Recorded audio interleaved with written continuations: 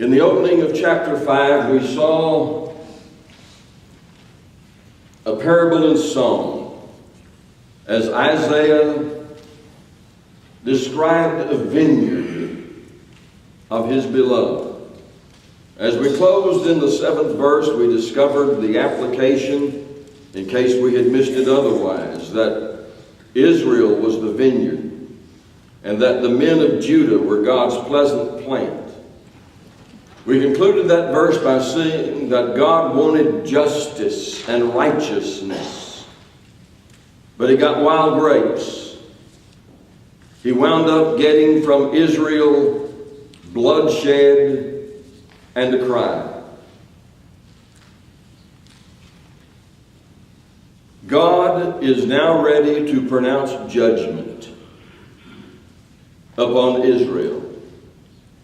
And beginning in verse 8 of chapter 5, we enter into 6 woes that God pronounces upon Israel. The first one is woe to the greedy land barons. Woe to those who join house to house, who add field to field until there is no more room.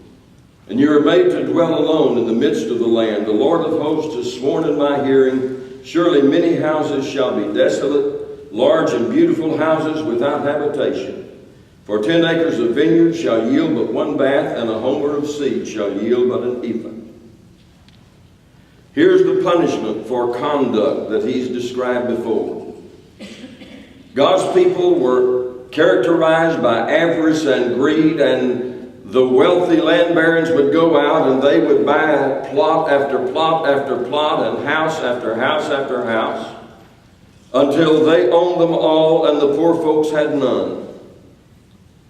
It was as if they just wanted to purchase them for the sake of ownership. It's sort of like America today. We are in a contest with those around us to see who can amass the most toys and the most gadgets. And we wind up spending money we don't have to buy things we don't need to impress people we don't like.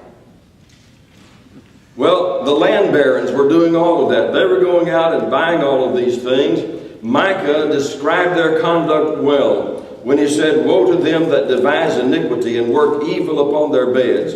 When the morning is light, they practice it. They're up all night thinking about what they can do to people. And then when they wake up, they practice it because it is in the power of their hand. They do it not because it's right. They do it because they can. And they covet fields and seize them and houses and take them away. And they oppress a man in his house, even a man and his heritage. Therefore, thus saith Jehovah, behold, against this family do I devise an evil from which ye shall not remove your necks, neither shall ye walk haughtily, for it is an evil time. Micah chapter 2, verses 1 through 3.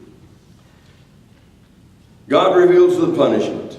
God speaks to Isaiah because Isaiah says, in mine ears. The Lord of hosts has sworn in my hearing, the English Standard says. And he says, here's what's going to happen. You've got all these fancy houses. You've got all these fancy homes. You've got your winter home. You've got your summer home. You've got your fall home. You've got your spring home. Let me tell you that all of those houses are going to be desolate and they're going to be uninhabited.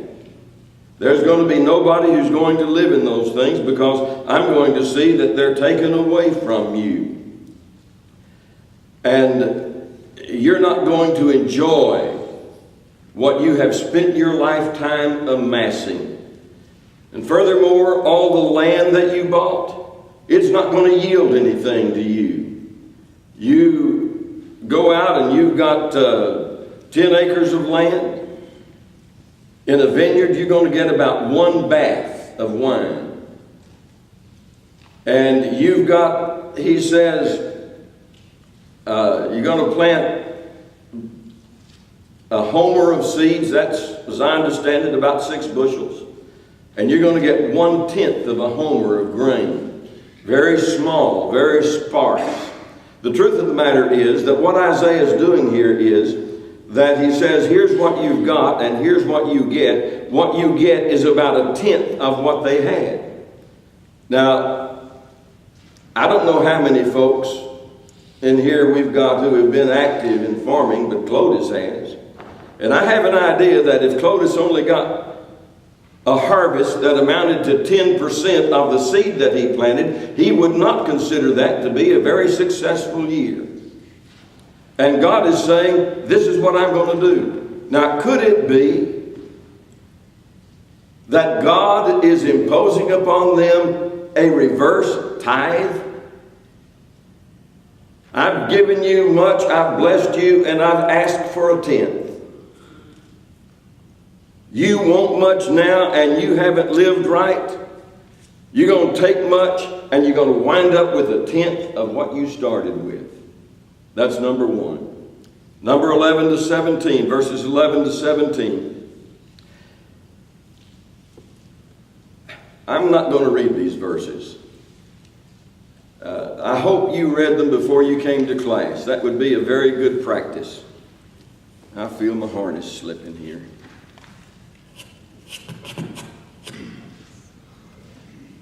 I wonder whatever happened to good old-fashioned microphones.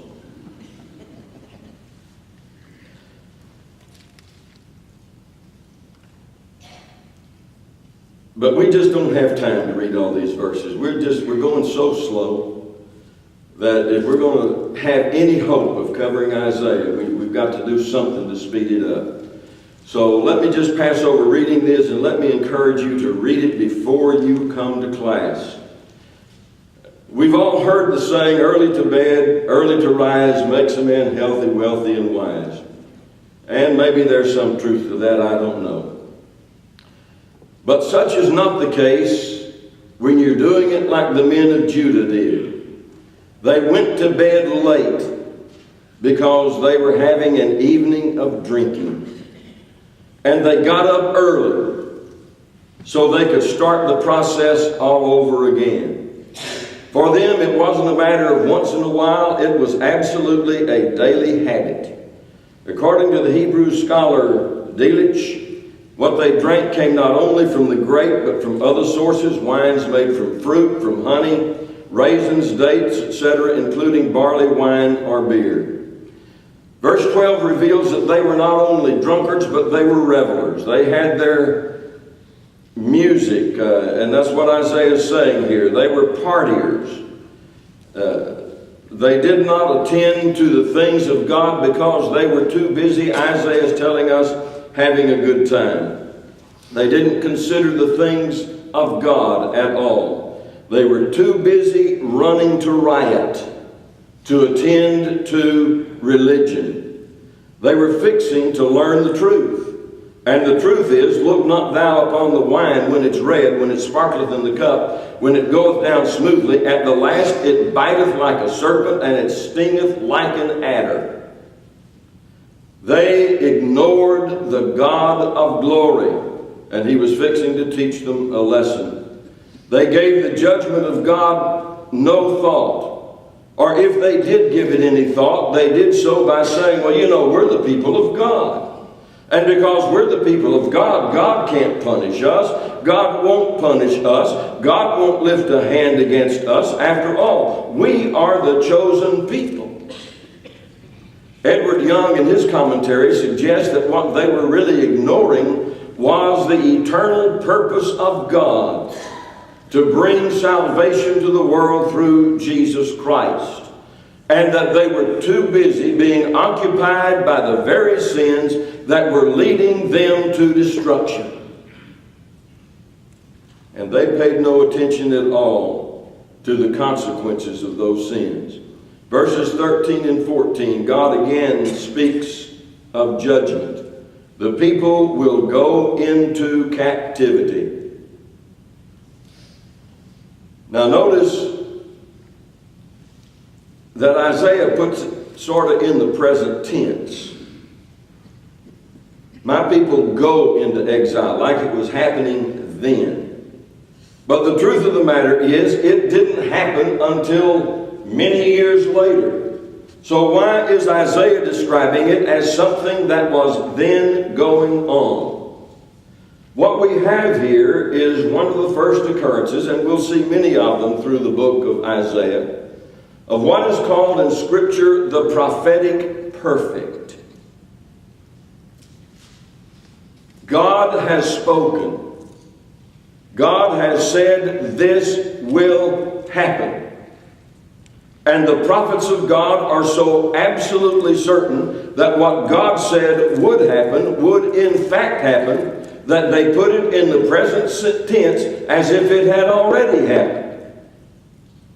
Because when God says something about the future, it is just as certain to happen as the certainty of the things that are past, that they happen, is just as sure that the future will happen when God says it's going to happen. So that's what Isaiah is doing here. It's called the prophetic perfect. And we'll see it over and over again in the book of Isaiah. God's children in this context did not know how to read the signs of the time. Hosea 4:6 says, "My people are destroyed for lack of knowledge." These people didn't have knowledge of God. They knew only one thing, and that was how to have a good time. Those who drank long of the wine and parted into the night will now be famished and thirsty, God says. There's a second therefore here in verse 14, which indicates that the judgment is not yet finished. And it's going to be finished with Sheol. Sheol here probably refers to the grave or the tomb, which is the end result for all of us, unless we're living when the Lord comes again. And Sheol here is pictured as being famished and hungry, and it's opening its mouth wide to receive these partying, sinful people of God with all of their pomp and all of their circumstance. It will be destroyed. Verses 15 and 16 recall the language of chapter 2, verses 9, 11, and 17. Both men great and small, humble and great, are brought low. On the other hand, there will be one thing that will come out of it with glory, and that is the God of glory, above whom there is no one else. And he will be exalted in his justice, and the God who is holy will be sanctified in his righteousness. The end result is that wild animals will roam the land. It'll be grown up with thorns and thistles. If you look at your handout, you see a picture of an artist's conception of the vineyard of desolation. And I will tell you that I pulled that just to show you how one man envisioned it. But I will also tell you that with my imagination, I can see something far worse than this artist depicted here. When you read what God says is going to happen. Woe 3, woe to them who are enslaved to sin. Verses 18 and 19. This woe is pronounced upon those who are so enslaved to sin that they are pictured as pulling the weight of their iniquity like a dumb animal, harnessed up to the wagon to pull it and to carry it. That's how God is depicting his people, just like they were beasts of burden. The cords with which they draw their iniquities are their falsehoods, their lies, and they draw their sins with a cart rope. They are slaves to their sin-ridden life. Do you believe Proverbs 13:15, the way of the transgressor is hard? Here is surely an example of the truthfulness of that statement. There is no more severe taskmaster in this world than sin. Egypt never treated the people of God as badly as they were treating themselves. They were harming themselves far more than the cruelest of the Egyptian taskmasters. Worse yet is the attitude that they displayed before their God. Read these verses carefully. Oh, Isaiah, paraphrasing, tell your God to bring it on. You say he's going to do these things to us, Isaiah. Bring it on. Let's see what he can do. Let's see what he will do. And they even mocked his name. The Holy One of Israel, the name by which Isaiah often calls his God. Surely the people of God had become atheists, at least of the practical sort of like the rich fool. They would not believe unless they saw God in action. Do you realize how easy it is to be flippant about things when the sky is clear? Oh, we're not going to have any trouble. God's not going to do anything to us. Look at the sky. Look at what we've got. God has blessed. We are his people.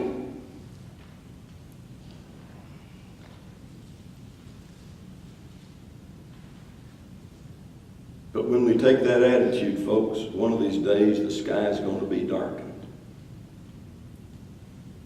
And that's when we're going to head to the hills and the mountains and cry for them to fall on us and cover us up. The lightning flashes and the thunder rolls, and we have nowhere to go and no protection. And when that happens, it's far too late to sing Rock of Ages, cleft for me, let me hide myself in thee. Well, those who are irreverent, and God's people certainly were, are also people, having disregarded God, also disregard his law. Verse 20, next woe. Woe to those who confuse moral distinctions. We will read this one. Woe to those who call evil good and good evil, who give out darkness for light and light for darkness, who give out bitter for sweet and sweet for bitter. They had made the God of Israel and the law of the God of Israel a subject of ridicule.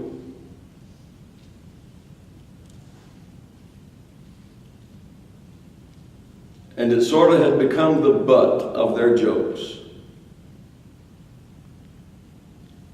And this fourth woe relates to those who adopted a code of morals that completely overturned the ethical principles of the law of God. Irreverence and deep depravity are brothers. And they always go hand in hand. Those who reject God and who challenge him with irreverence are also those who break down all moral distinctions and redefine all ethical obligations. And I can't leave this section, which I'm about to do, without one final question. Does this remind you of the United States of America?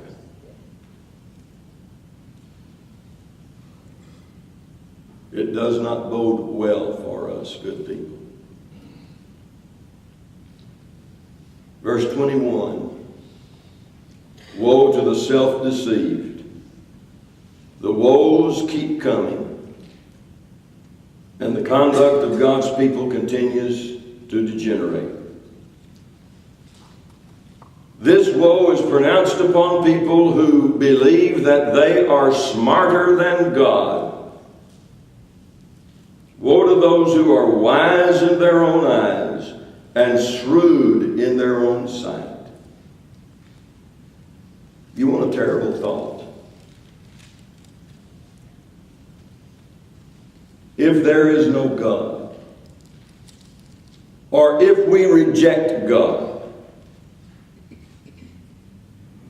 there is nothing left upon which we can depend other than ourselves and other men.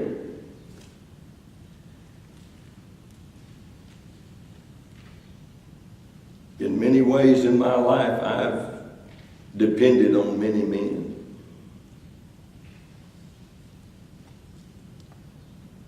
But never, ever have I depended upon anything from any man when it comes to those things that are eternal and of value.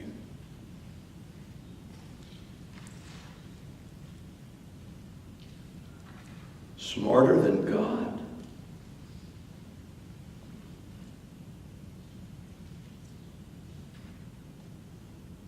Heavens above the earth. That's how it's described in Scripture, the distance between our thoughts and God's thoughts and His ways and our ways. But folks, that's hyperbole, and hyperbole, though it serves the purpose, can never equal the reality. So it really doesn't even reach the difference between God's wisdom and our wisdom. Can I get along without God? The people of Israel thought they could, and God is now telling us what's going to happen to people who think they can get by without God. Woe to the perverters of justice, verses 22 and 23. You know, it is a wonderful thing for us to have men of integrity and leadership who, before all of us, can become our mighty men and heroes. Every little boy growing up needs a hero. I had mine, and on Saturday when I had a nickel, I could go down to the movie and see them, Gene Autry and Roy Rogers. Well, maybe that's not the kind of hero I'm really talking about, but to little boys it may be. To whom can we look today as our heroes? Where are they? Professional athletes? Some say there's a football team that can't even huddle because it violates their parole. They cannot associate with other convicted criminals. Basketball players? See what they do. Steroids forbidden. But I can hit another home run if I just take these pills. Whatever happened to goodness? Whatever happened to honesty? Whatever happened to doing things the right way, that which is good and that which is right? Well, Israel was in the same condition we are, because these fellows, their heroes as it were, lent their might and strength to win drinking and drink mixing contests.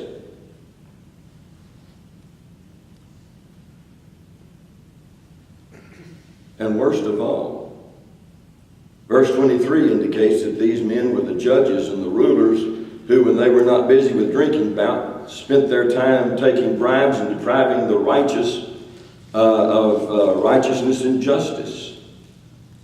Their greedy hearts were interested in only one thing, and that was profit. And so justice was for sale to the highest bidder. The poor didn't have a chance. Well, what does this tell us? What God is telling us with these woes is that the folks of Israel did not escape the consequences of their evil deeds. Isaiah uses two illustrations to demonstrate that. They're the fire, verse 24, and the earthquake, verse 25. Resulting in loss of life so severe that they lay as refuse in the street. And all of this disaster is traced to one primary cause. They have rejected the law of Jehovah of hosts and despised the word of the Holy One of Israel. And that gets to the bottom of all of the conduct that is described in these 6 woes. The psalmist said, Psalm 119 verse 11, "Thy word have I laid up or hidden in my heart, that I might not sin against thee."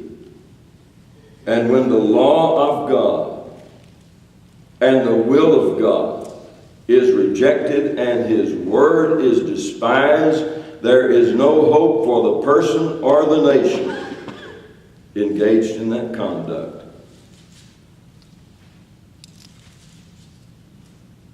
But notice that it says, "Yet for all of this, his anger is not turned away, his hand is still upraised."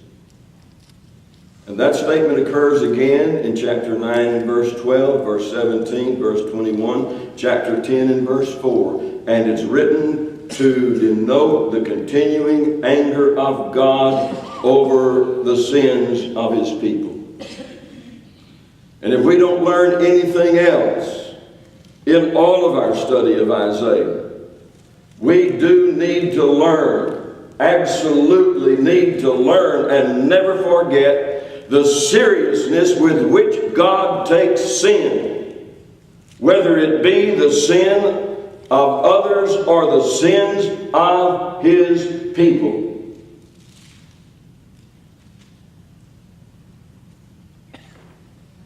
There are more terrible judgments on the way.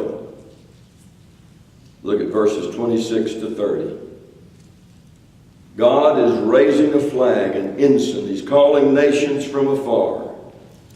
And they're going to come from the far end of the earth, and they shall respond, and they will come quickly. They're not going to tire. They're not going to slumber or sleep. They will not loosen their war dress or take off their shoes. Their arrows are sharp, and their bows are ready. Their horses will not become lame, or their chariots get flat. They'll roar like a lion as they lay hold on their prey and carry it away, and none can deliver them. Hurricane Ike has hit the land.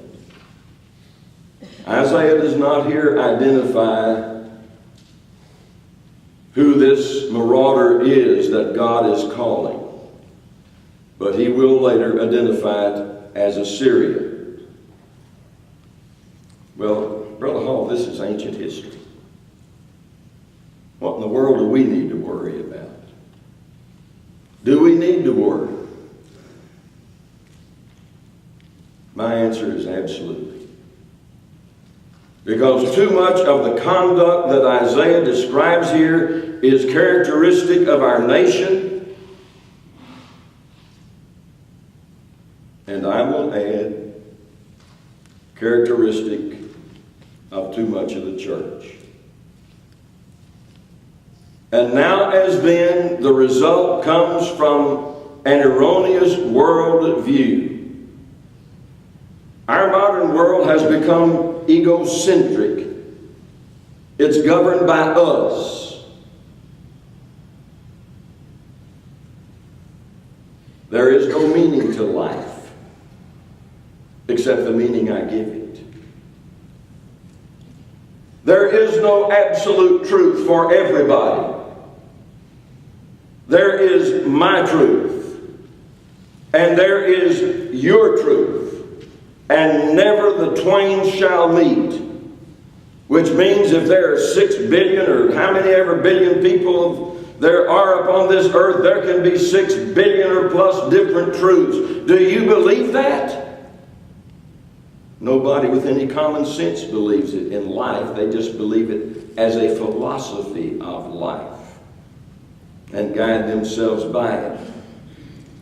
The consequences of this no meaning, no truth philosophy are staggering in our society. We live in a society that has laws. For instance, we live in a society that does not permit lying and stealing. Why? Because we know that a society that permits lying and stealing is a society that cannot exist. But when it comes to ourselves, when it comes to the meaning of my life, when it comes to my truth, then I cut myself some slack. A little lie here, a little theft there,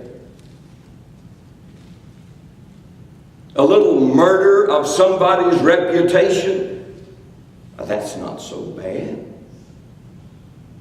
After all, we live in a dog-eat-dog world, and we just can't exist in it without that kind of conduct. What a change has occurred in our country. There was a time in our country when a handshake was all you needed. There was a time in our country when truth reigned. There was a time in our country when we had a biblical, ethical, and moral stance.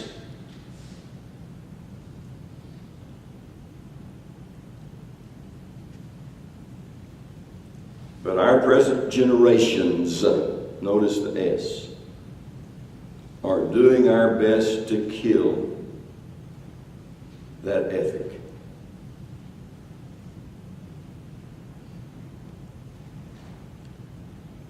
What little of it that is left is there because people who went before us built up that ethic,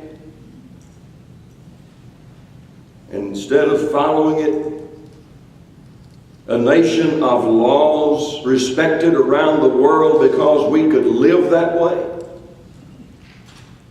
now has no respect at all because we have no laws to govern our conduct, and we ignore them and live as we want to live. Somehow we believe that we can obtain all of the benefits of life by living only for ourselves and our own pleasure. Oh, well, you're talking about all those folks out there. You're not talking about the church, Brother Hall. Well, let me talk for a minute about Christendom in the broadest sense with quotation marks around it. Studies show that Christian teenagers are as apt to cheat in school as any other teenagers. It demonstrates that among Christian young people, more than half think there are no absolute moral standards. Well, Brother Hall, those are the kids, and we're still training them. Among those who in the religious world call themselves evangelicals, the divorce rate is higher than it is for the rest of the nation.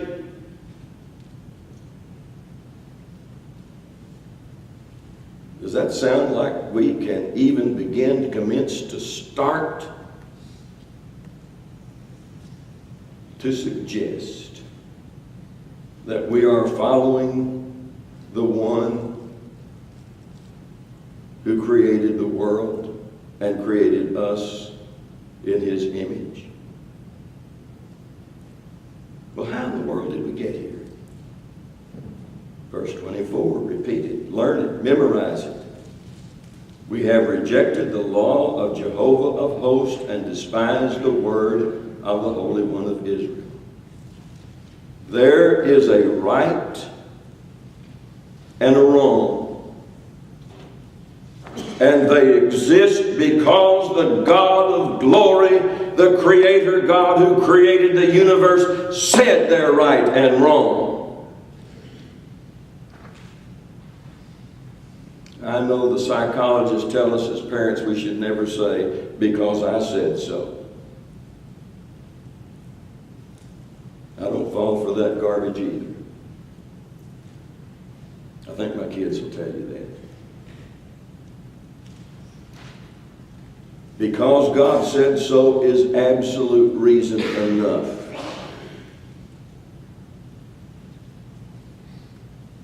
The nice thing about God is that when He says so, He always has our best interest at heart.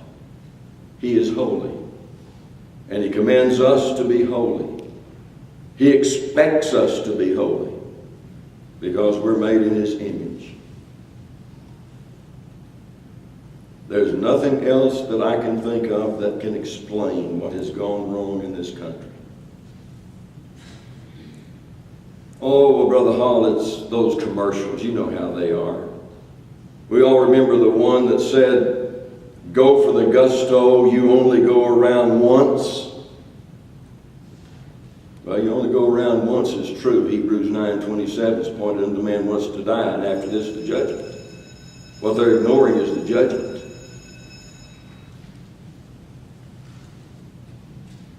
But the truth of the matter is, if we had not forgotten the law of Jehovah,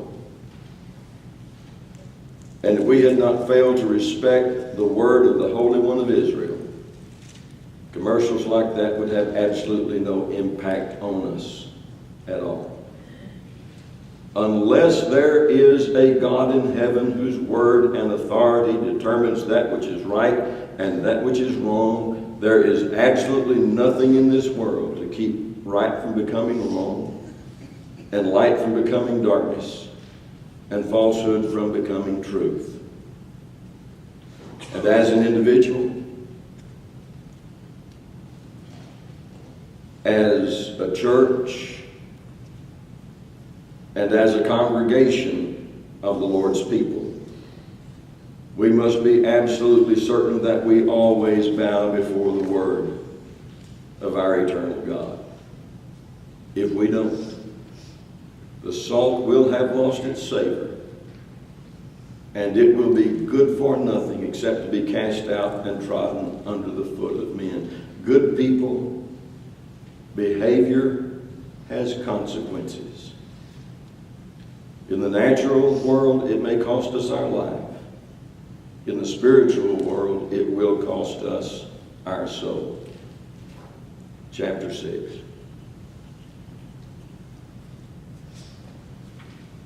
I don't know what we're going to do, folks. We are never going to finish Isaiah in the time allotted. I cannot do it. And I'm beginning to realize that. I cannot do it and do Isaiah justice. I cannot do it and not comment on things like I did this morning, because that's what Isaiah is trying to tell us. And if we ignore that, I'll just stop right there. Keep on. Let me just set the stage for next week. First bell is rung. In your handout, you have, again, an artist's conception of the vision of Isaiah. Chapter 6 is a very short chapter. But that doesn't mean we'll get it all covered. Because one commentator has described chapter 6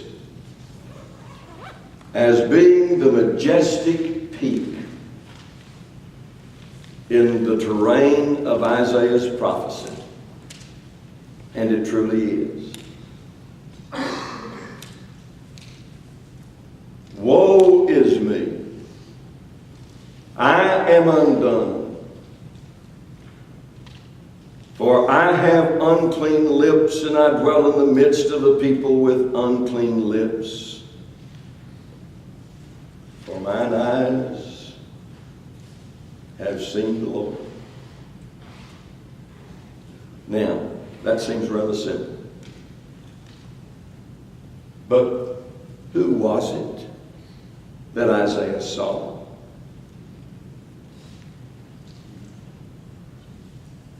Ever thought about that?